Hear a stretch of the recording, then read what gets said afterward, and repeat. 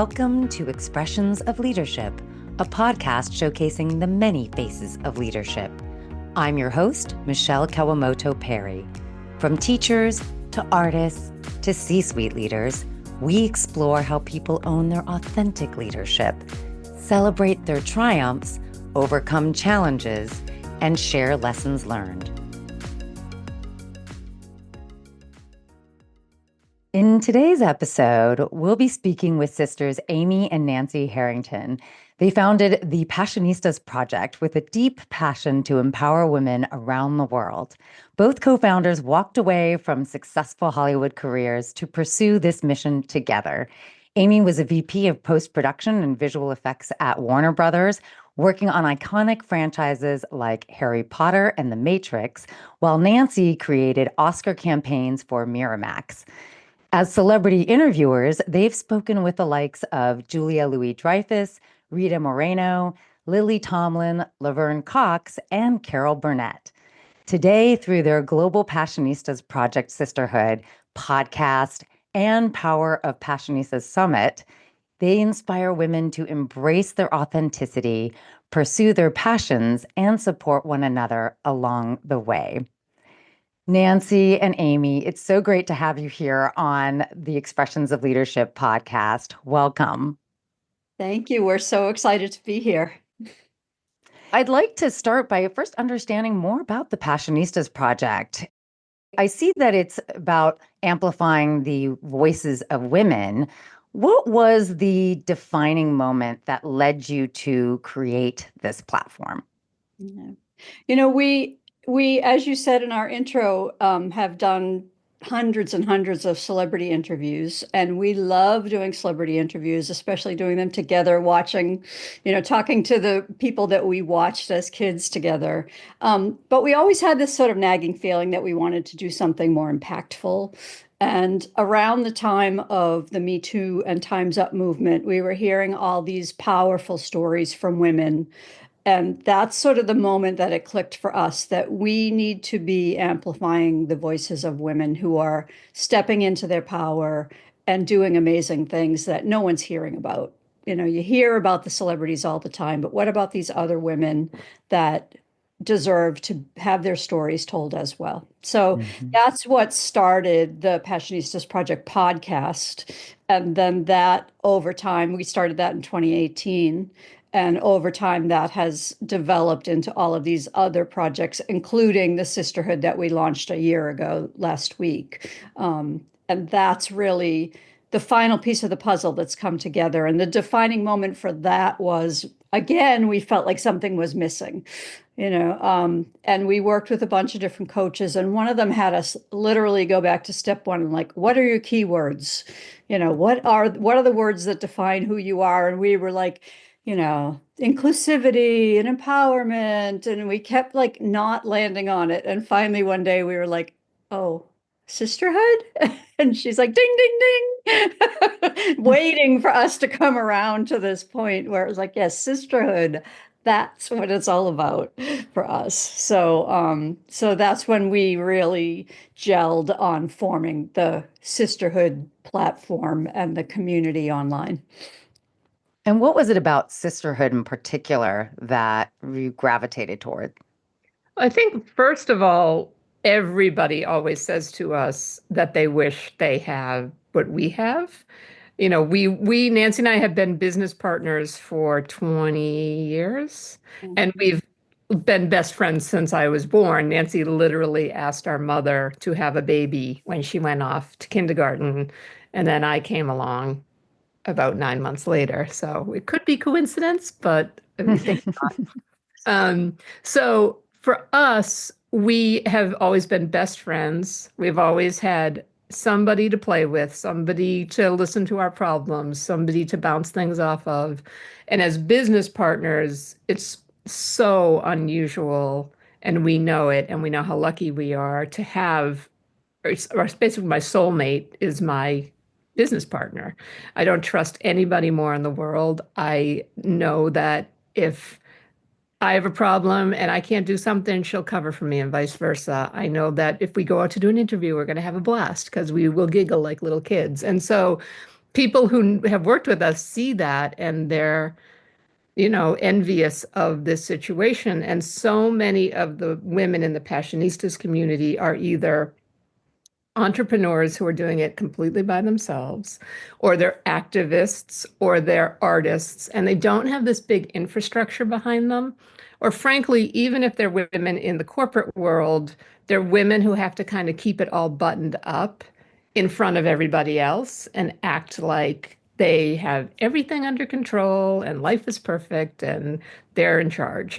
So we wanted to give everybody a space where they could come and just kick your shoes off, take your bra off when you get home from work and hang out with your best friend and not have to worry about your presentation, not have to worry about having the right business card or, saying the right thing. It's like everybody really can be themselves, and we know that people throw around the buzzword they can be authentic, but we've been blown away by how open people are and how willing they are to just let it all hang out, and as a result they feel safe because we're vulnerable, they're vulnerable, and it's like we're family. There may be moments where we don't necessarily agree on something, but we handle it with grace and respect.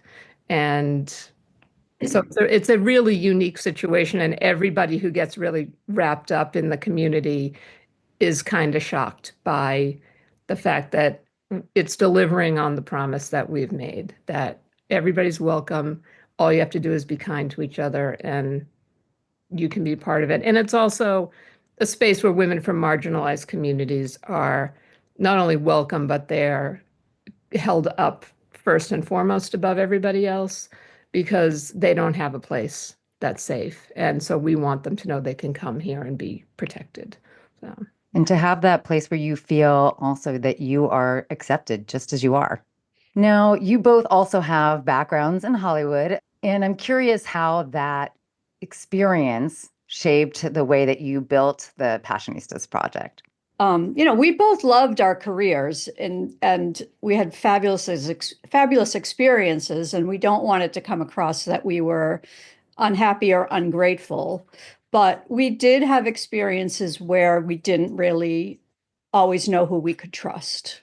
And I think that is the absolute fabric of everything Amy and I have built together, is that we have each other's backs no matter what, you know, and that's the feeling that we want to put forth with the sisterhood, that we're here for you. We're not going to turn our backs on you no matter what.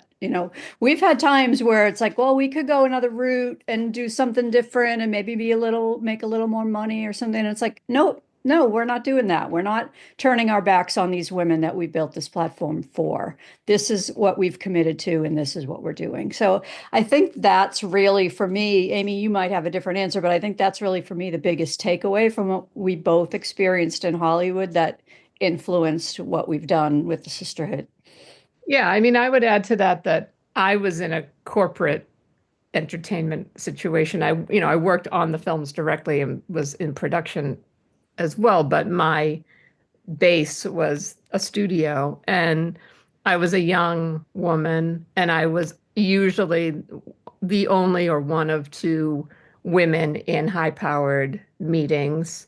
And I built a core team of women in my department who were amazing, but I was usually the only woman in the room. And so I didn't even realize that I had kind of that patriarchal competitive thing built into my mind, where it was like, the women didn't really bond as much as I wish now that I could have led them to. I was so young, I wasn't in that mindset of like, ooh, I could take a leadership on this and get everybody to go out to coffee and the other thing that we interviewed a female fighter pilot once, and she said a really interesting thing, which was if two women saw each other in the hallway, they wouldn't like acknowledge each other. They wouldn't go out of their way to be like, "Hey, how you doing? Finally, another girl."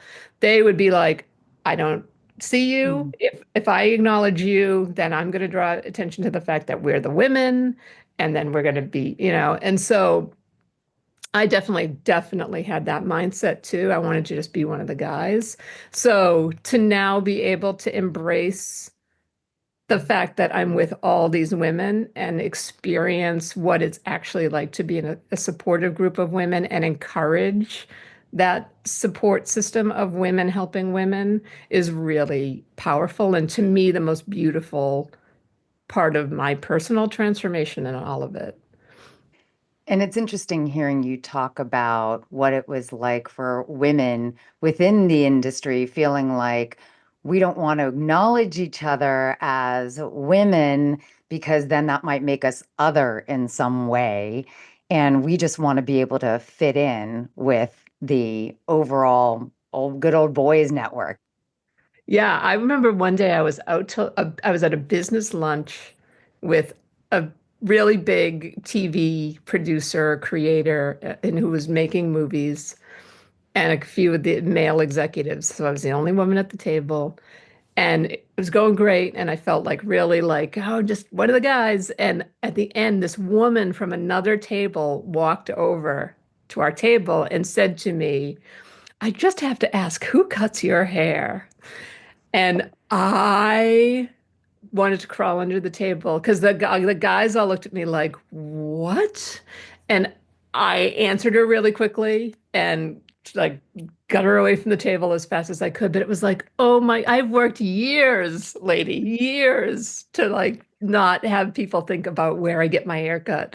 And now in like 1 second, I just felt like it had sent me back, all this time. And at the end of the day, it was fine. And they didn't remember it 3 minutes later, but I 25, 30 years later, still remember that, like how humiliated I felt in that moment. So, And I think that really speaks to why it's so important to develop the kind of culture you have at Mhm. the Passionistas Project, at Sisterhood. Mhm. definitely. And speaking of sisterhood, are there any challenges maybe to being so close as you are operating this business together?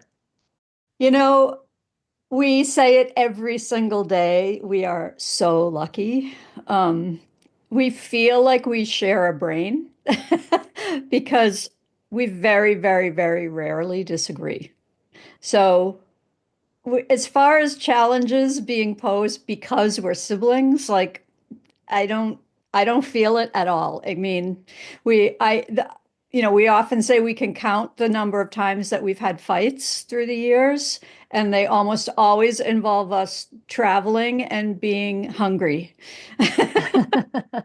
And looking for the perfect restaurant. Looking for the perfect restaurant or the perfect view, or why did you lose this, or how could you forget that, or and but as far as our business, we very rarely disagree. When we do, we each say, this is why I think, this is what you think. And usually the one of us who is less committed to our opinion says like, okay, we'll do your way.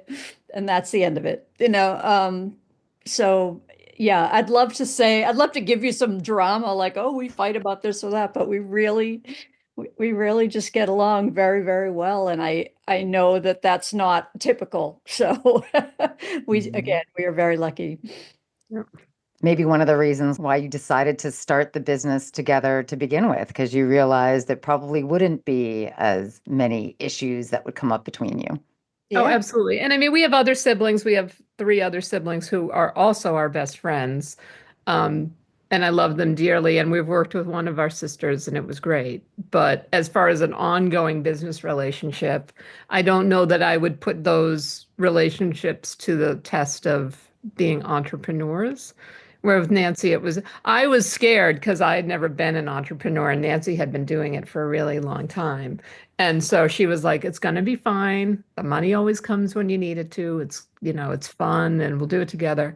But once I got over the hurdle of like, I'm leaving this, my contract and all this stuff, it was like, oh, I'm 100% protected and loved. And I'm not one of those, it's business, not personal kind of people. I hate that. I think that's 90% of the time that's a fallacy. And so to be able to have a business that's really built from the heart is life changing. And I think more people should embrace it. And so to do that with Nancy and to both love what we do as much as we do is just such a joy.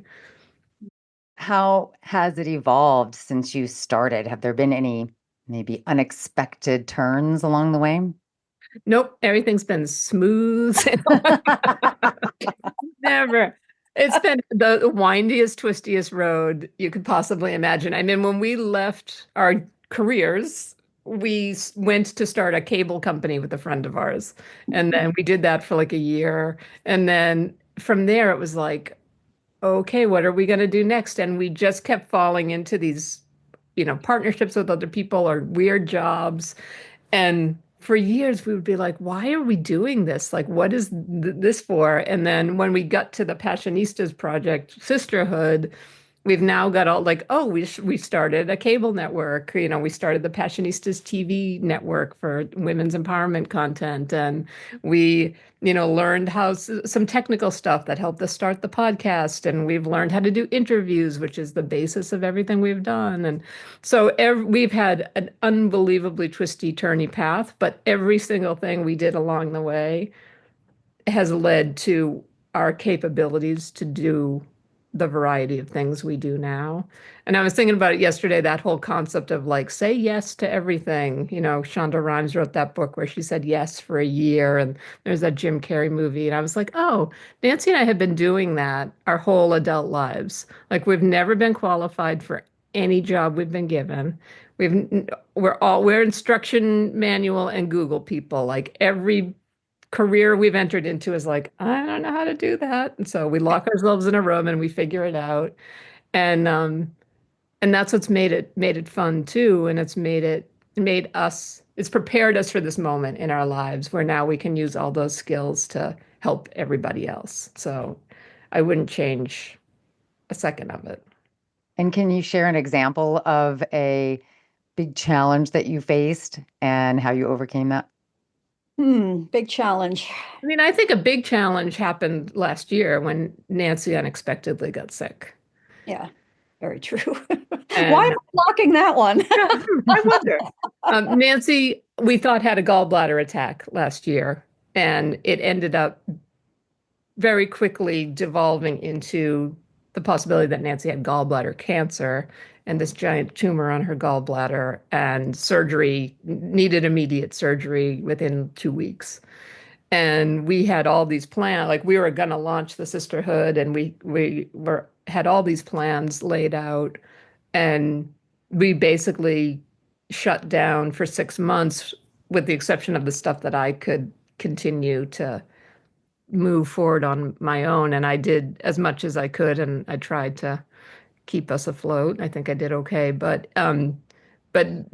it aside from the business part of it, that was like, well, okay, now we have to also function with the fact that Nancy could be really, really, really sick.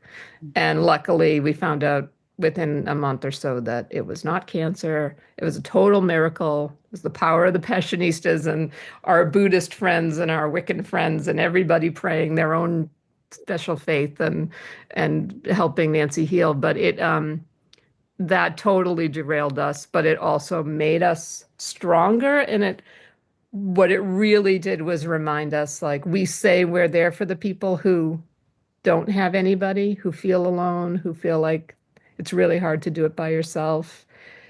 And we say we understand what that's like, but we didn't until that moment where it was like, oh, this is what it's like to not have a partner. This is what it's like to really be a solopreneur and really keep trying to keep afloat by yourself. And so it made us more empathetic and compassionate to the women in our community who do that every day by choice. Mm-hmm. And maybe also, how do we model when we run into big challenges like this and we want to carry on? What do we do? And what does that look like? Yeah. Yeah, absolutely. Like Amy said, before I got sick, we were literally right in the middle of planning the launch for the Sisterhood platform. And it was July and we were going to launch that fall.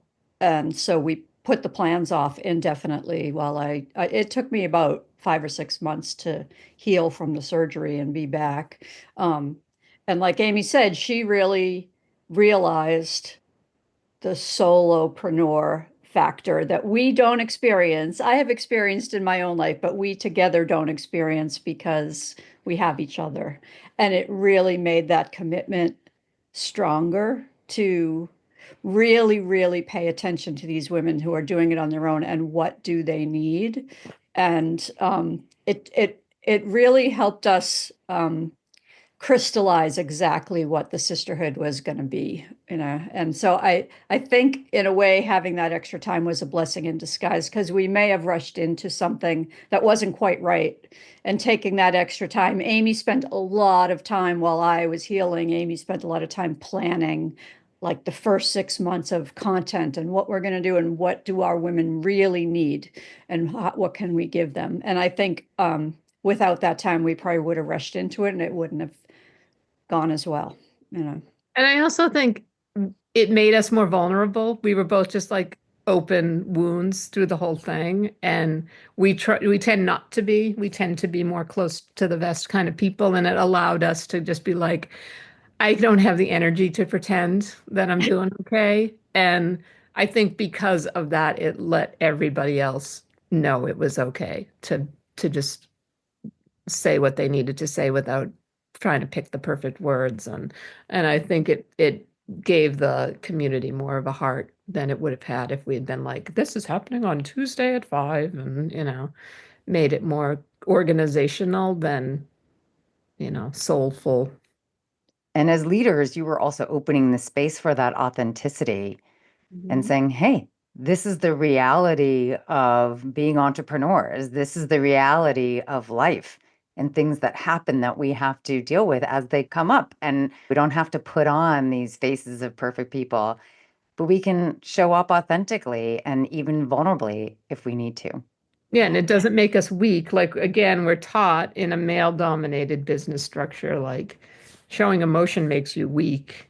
And we have really learned through the love we get back from our community that showing emotion and being vulnerable in this space just makes you a warrior.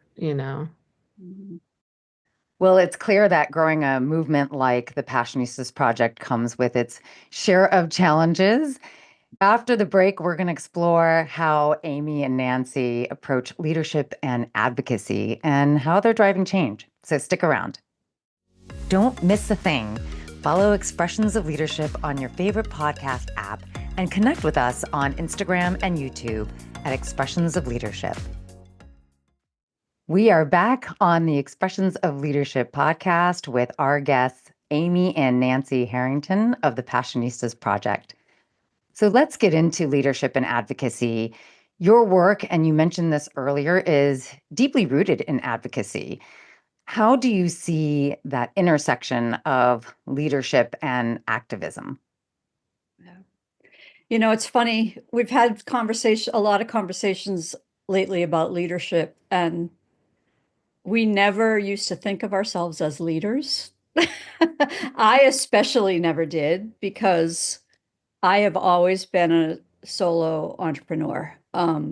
So I never had coworkers. I never managed people. So I didn't think I was a leader. Like, I didn't understand what that term meant. And then, through talking to so many women in our community and so many women who talk about leadership and what it really means, I finally understood, oh, what we're doing is leadership. We're giving women the space, we're advocating for them, we are stepping up, giving them a place to express their voices, and we are setting the tone, right? Like we were just saying about being authentic and being real and being open.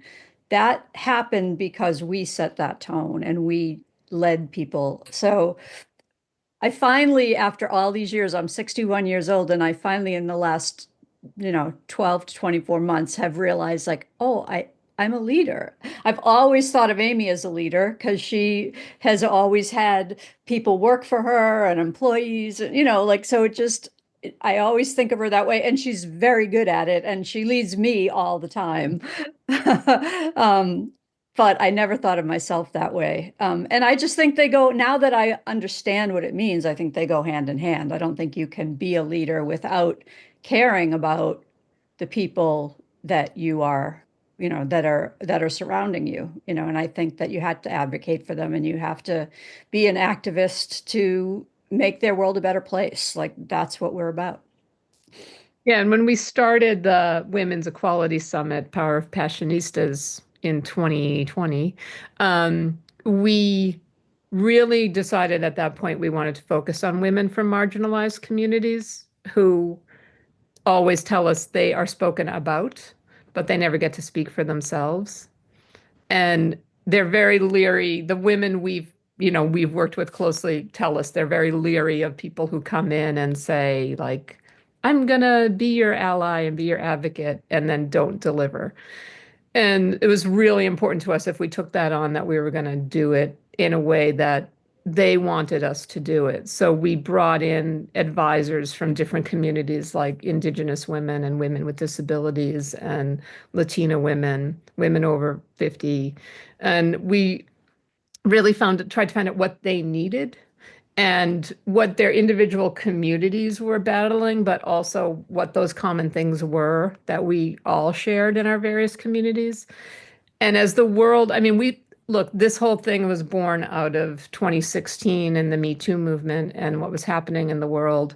And we were watching women's rights get stripped away. And the people who are really most affected by that are the women from marginalized communities, as we're seeing every day. And so as we got to know these women and hear their stories and connect with them more and consider them our friends and family, there was no doubt that there had to be a social impact component of the Passionistas Project, Sisterhood. And everybody is welcome to join, regardless of your political affiliation or whether you're political or not. But we can't imagine having a women's group and not talking about women's rights. And women's rights impact every single community in different ways, but also collectively. And so, you know, we just try and give information that we find. If it resonates with people, fine. If it doesn't, they don't have to participate in that part of the community. They can focus on the business development part or the personal growth part. And we also just realized that what separated the women in our community from other communities was, for the most part, every single one of them is the kind of person that says, what can I do to help you, before they ask for something for themselves.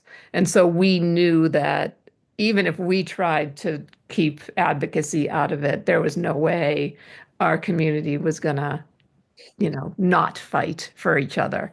So it's really a critical part of the movement that we're creating. And we're dedicated to these women from marginalized communities and trying to make their lives a little easier, because the challenges they're facing are very complicated and difficult. So.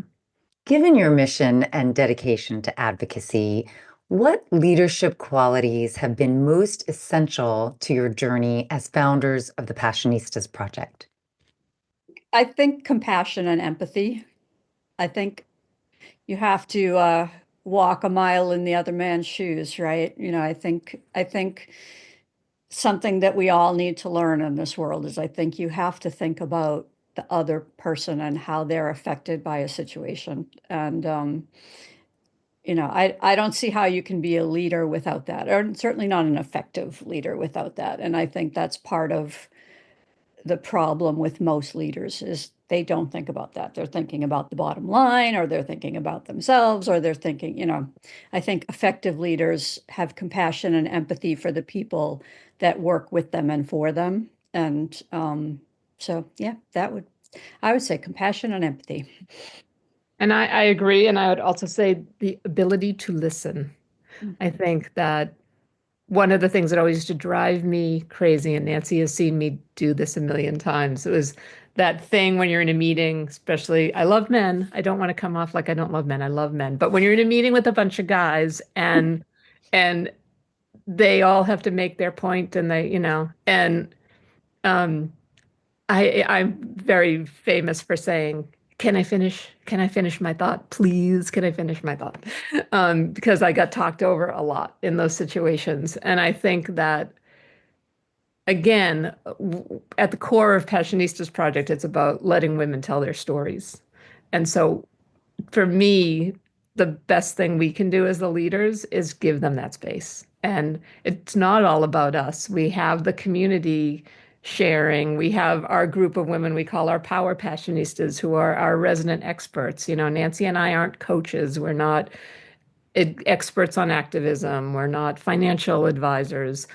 So we have women who, and it's a growing group of women who are the leaders and thought leaders in those areas, and we give them a space to really. They have their own Passionistas TV shows. They run the workshops, but we also let our community tell us what they need and share what they're going through, so that we can then all come forward and say, all right, this is how I can support you. This is, oh, I've had to deal with that before. This is what I did. Or, oh, I know somebody who handles that kind of thing. I can connect you. So I think really at the core of strong leadership is not making it about yourself and not and listening to what people have to say.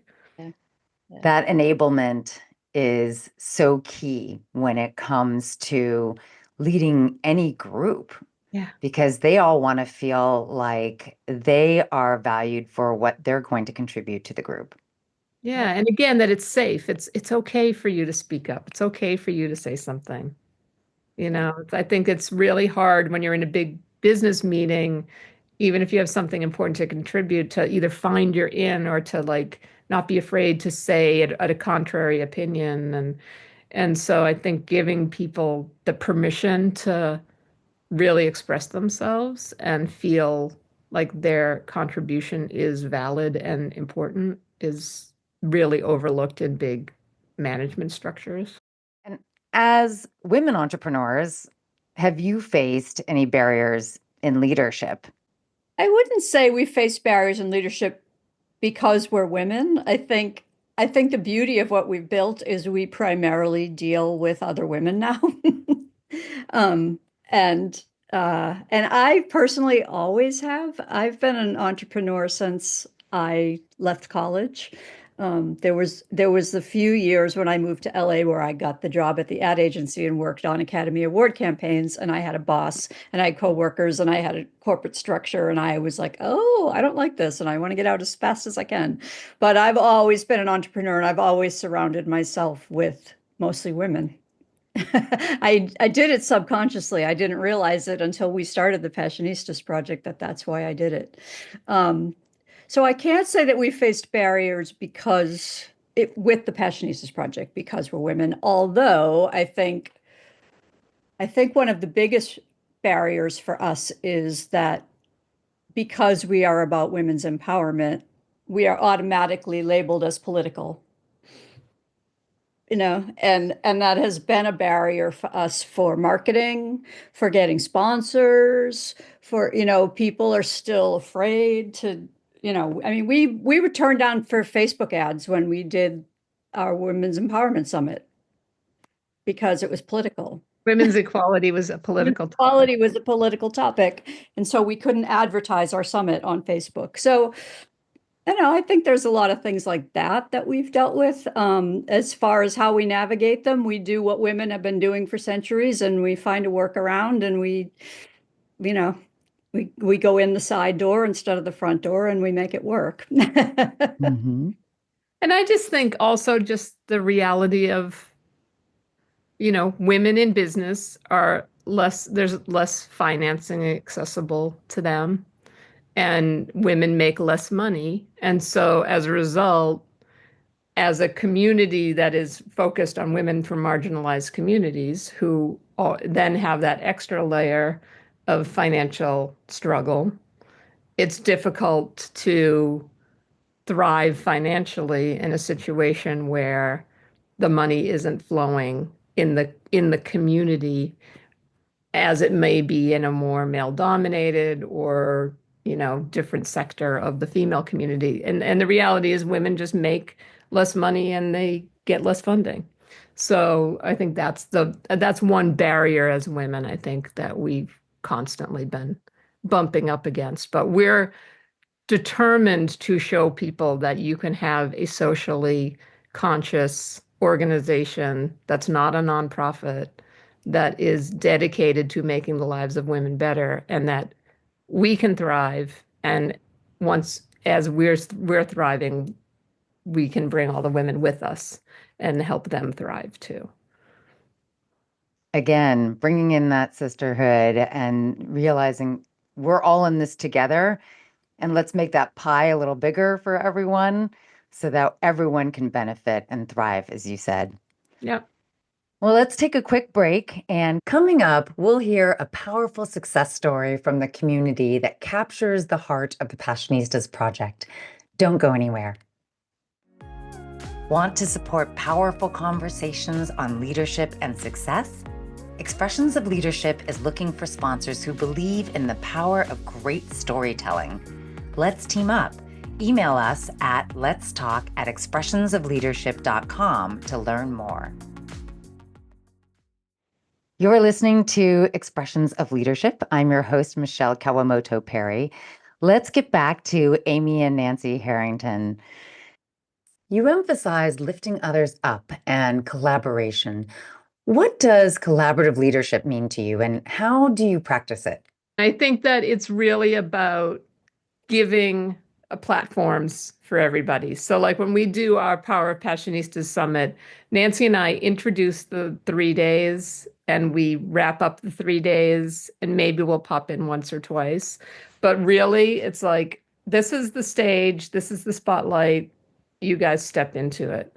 And it's the same with the community. So again, with the Power Passionistas, they each have their own space where they can post whatever they want. They can, they're all launching Passionistas TV shows, which are women's empowerment television based on whatever they're passionate about, emerging leadership and the graceful revolution of, learning to lead and be powerful and trust your intuition. And so really for us, collaborative leadership is about creating this space where it's almost like a co-op where we all work together to educate each other. We've invited the members to do workshops because everybody in our community just has so much to teach each other. And so women are volunteering to do workshops and leading conversations about different topics that we probably never would have thought of, because it's not our experience, but it's important to them, and it resonates with a lot of the women in the group. So it's all about just kind of leaning on each other's skills and excitement and passions and creating this beautiful community through, allowing people to shine. And can you share one of those shining success stories from someone in your community that really encapsulates the Passionistas Project and what that's all about? Yeah, there are so many of them. I think the thing is, every time Amy and I see two Passionistas, we call it two Passionistas collide. It's like, wait a minute, how do they know each other? Oh, they know each other through us. That is so cool. And a couple things come to mind. One is a woman who has an application called Pifster, and it's the Pay It Forward app. And what she does is she crowdfunds $1 a month from the members of her app. Just $1 a month. That's all it takes. Like, who can't do that? Everyone can do that. Even, people say, oh, 10, 20 bucks a month, no big deal. It's like, well, kind of a big deal to a lot of people. $1 a month, most people can swing that, And so they give $1 a month, and then she picks 4 nonprofits, and all of the members of her community vote for the nonprofit, and that nonprofit gets the pot for the month. And so we met her a few months ago, and since we have been introduced to her, we have nominated several nonprofits. One of them was Aaron's Coffee Corner, which is a woman we know whose child is critically ill. and spends a lot of time at the hospital. I think she posted the other day, this is her fourth trip. She's there now, and it's her fourth trip this year. And he stays for extended periods of time, weeks at a time. So she created this thing called Aaron's Coffee Corner to provide coffee for families of ill children in the hospital. And we nominated her for Pifster, and she won that month, and she got the pot. And it was right after a bunch of her funding dropped out, and she really needed the money. And then just this morning, I opened Pifster's newsletter, and she has another one of the Passionistas on her list this month, which is Shiro's Rise, which is a group here in LA that helps girls in underfunded neighborhoods learn the pillars that you don't learn in school, like, compassion, for example. And so she's one of the nominees this month. So it's just so cool to see the women connecting and supporting one another, and to know that we had a little piece in that is just really exciting. And the ripple effect of that impact throughout not just the Passionistas community, but beyond the communities that surround all of the members is just incredible. Yeah. Yeah. We're feeling it. Starting to feel it's really making a difference. To me, one of our success stories is we were just in Portland, Oregon. We live in Los Angeles, and we were just in Portland, Oregon a week ago. And we said, we're going to be at this coffee shop on this day, sent it out to all the local women, and a handful of women came, and one was our sister, a couple were old friends. One was a friend that we have made through the Passionistas, who's become like our best friend, and we've never met her in person. And then there were a couple of new people that we've never met before, who we've only, either worked with online or had never even, one woman we never really met. She's in the Sisterhood, but we hadn't talked to her. And it was amazing. And there were 7 of us, and we sat for hours, and we laughed, and we got really intense at different times, and people talked about really serious stuff that they had gone through and connected with each other. And every time it was like, oh, okay, maybe it's time that we should go, somebody would start talking, and we would stay longer. And you could just tell, like, it meant so much to them to be together in community, and only a couple of them had ever met each other before. And by the end, every single woman had shared her information with everybody else. Some of them live in these small towns outside of Portland, and they were going to get together and walk their dogs together or have coffee. And some had just moved to this area and didn't have a lot of friends, and now they had this built-in friend system. And it was just incredible. Like, we've seen it happening online, but that was the first time we've seen it happen in person, because we haven't done many in-person events. And it was amazing, and it was exactly what we were hoping we were creating. So, based on your experience and learnings as leaders, what advice would you give to other women who want to step into leadership roles but may feel hesitant? I mean, just believe that you have it within you. You don't have to start by leading a company of 200 people. You're not going to start by leading a company of 200 people. Like, take the first step. What's the first step? What are you passionate about? What drives you? And take a baby step toward making it happen. You also lead yourself. So if you're hesitant to step into the leadership role, just think first and foremost how you lead yourself every day. You already are a leader. You lead yourself through your life. So you already do have it within you. And I think when I realized that, it was like, oh, yeah, I have been leading my life all of this time, made a few mistakes, but I got through it so far. And so I think if you really look within yourself, it's there, and you know how to do it already. I couldn't agree more. It's about recognizing, owning, and championing the leader within, and also trusting oneself. Well, as we start to wrap up, we'll hear what's next for the Passionistas Project and how you can get involved. Plus, we'll share where you can follow Amy and Nancy and stay connected to their incredible work. Don't go anywhere. We'll be right back. Leadership isn't just about strategy, it's about people. The Forward Project helps organizations cultivate strong, adaptable leaders who create thriving workplace cultures. If you're ready to invest in your leadership team, visit www.theforwardproject.co to learn how. Welcome back to Expressions of Leadership. My special guests today are Amy and Nancy Harrington of the Passionistas Project.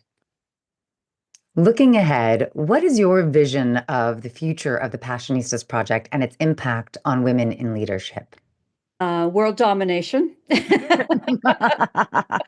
Just a little task. No, we just want to make life better for women. Like, we wake up every morning thinking, okay, what can we do today that's going to impact women in a positive way? We have all sorts of plans. Amy and I are never, ever, ever short of ideas. So we have all sorts of plans. Amy already mentioned the Passionistas television network that we're launching. I mean, it exists, but we're launching it further with new live programming starting next week. And we have one of our dreams is to have a big summit in Italy where we all get together and hang and drink coffee and eat cornettas.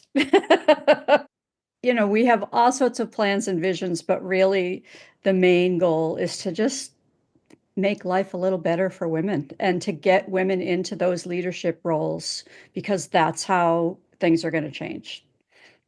Yeah, and it's also, again, about really finding more ways to help women tell their stories. So this year we're going to publish our first anthology book called Awakening Your Power, and it's stories of women, moments in time where women felt like they took charge and stepped into their power. But that's just going to be that's our first anthology book from Passionistas Press, and we're going to continue to publish those and find new ways to, new themes that help women tell different stories. And from that, they talk about a success story. We have one woman who told us that writing her story completely changed the way she's branding herself and has conceived of her business and the way she's talking about it now. Because the way we do the anthology books, we don't just say, okay, your chapter's due on this date. We actually interview the woman. We help her figure out what her story is, help her tell it, give her the transcript and the video so that she can go through that. She never has to look at a blank screen and stare at nothing and try and figure out what she wants to say. So we've really tried to help women not only just tell their story, like, okay, go ahead, figure out what you want to say, but how can we help you bring that out of yourself? And we use our interview, like Nancy said, we've done 1,500 interviews over the years, so we know how to help people craft their story that way. So it's finding more things like that give voice to the women who aren't usually heard. We're going to have another summit. We have what we call our Passionistas Persist Awards that we've given to women like Dr. Jane Goodall and Margaret Cho. And we interview them and give them an award virtually so everybody around the world can watch. So we're going to be doing another Passionistas Persist Awards and keep that going. So we've got lots of ideas. And they're in motion. They're not just in our minds anymore. They're actually happening. They're all coming to fruition. Yeah. How can our listeners learn more about you and the Passionistas Project? The easiest way is to go to thepassionistasprojectcom, and you can hear all about everything, the podcast, the summits. You can sign up for the free membership of the Sisterhood, or you can sign up for the premium membership, which gives you access to all of the workshops and the Power Passionistas and Passionistas TV and the podcast network and all sorts of great things. So that's the easiest way, thepassionistasproject.com. And we'll make sure to add that into the show notes as well. Excellent. We've now come to the part of our show where we like to ask our guests one advice question and one fun question. Starting with the advice question, if someone's stuck at a crossroads in life, what direction would you point them in and why? I always tell people to go back to your childhood and think about what brought you joy, because most likely that also still brings you joy. And I think you can't find your purpose without finding the joy. So, like Amy said, we wake up every day doing this because we love doing it. We don't want to do anything else. So I think you really have to, if you're stuck and you're not sure which direction to head in, think about where the happiness comes from, where the joy comes from. It'll lead you to your purpose, and then you'll know what direction to go. And I say go with your gut. Whichever path that you take that first step on, just take it. And know that the roads are going to intersect where they need to. It's going to be, like I said, with what we experienced, it's going to be windy. And chances are you're going to cross over onto that other road when you least expect it. And you're going to end up on the right path. You know where you're meant to be deep down in your heart. You know what you want to do. You know that you're ready for the challenges and that there are a million things are going to happen that you're not prepared for. But if you just keep that forward momentum, you're going to end up walking on the right road because it's the road you're choosing. It's got to be. I don't think you end up making a wrong decision. It may not be what you think it's going to be, but you're meant to do what you just took the first step toward doing. And now for the fun question. If you could add a word to the dictionary, what would you add and what would it mean? For me, that's obvious. It's passionista. It's Me not in too. the dictionary. On the dictionary. I looked it up. I looked it up to make sure. It's not in the dictionary. Passionista. And it means somebody who's following their passion for life, their passion for other people, their passion for the things they enjoy doing. Like, it should be in the dictionary. Yeah, I agree. That was my word too. And I feel the same way. And it's funny, we one of the women that we have done a lot with is this woman, Kim Roxy, and she has a company called La Meek Beauty. And incredible. It started as the eyebrow filler for women of color and is now this empire. She's going to be the Estee Lauder of the new millennium. She's incredible. And we asked her one time, what does the word passionista mean to you? And she said, it's the power grid. It's the thing that shoots the power out to all these women. And so for me, the second definition of passionista is it's the power grid. If you're feeling run down or you don't have the energy to keep going and you're just on your last fumes, tap into the passionistas, get recharged, come back every day, charge up again. We're not going anywhere. And so that's my definition of my Kim Roxy stolen definition of what a passionista is. I love that power grid idea. You can plug into the community when you need to re-energize, and you can also provide power to the grid when you have extra energy to give. Yep. Thank you so much, Amy and Nancy, for joining us today on Expressions of Leadership and sharing your incredible journey. Your passion and purpose and dedication to creating a space where women can thrive is truly inspiring. And thank you to our listeners for tuning in. We're grateful to have you with us, and we hope that you are leaving feeling empowered and inspired. If you haven't done so already, make sure to click on that follow button so you don't miss out on future episodes. Have a guest you'd like us to interview? Questions, ideas, or just want to say hello? You can reach us at letstalk@expressionsofleadership.com or connect with us on Instagram or YouTube. We'd love to hear from you. And as always, thanks to our amazing team behind the scenes for making this podcast possible, including our sound engineer, Graham Palmer, and my chief encourager and advisor, Jeremiah Higgins. Until next time, stay curious, stay inspired, and we'll see you soon. Take care.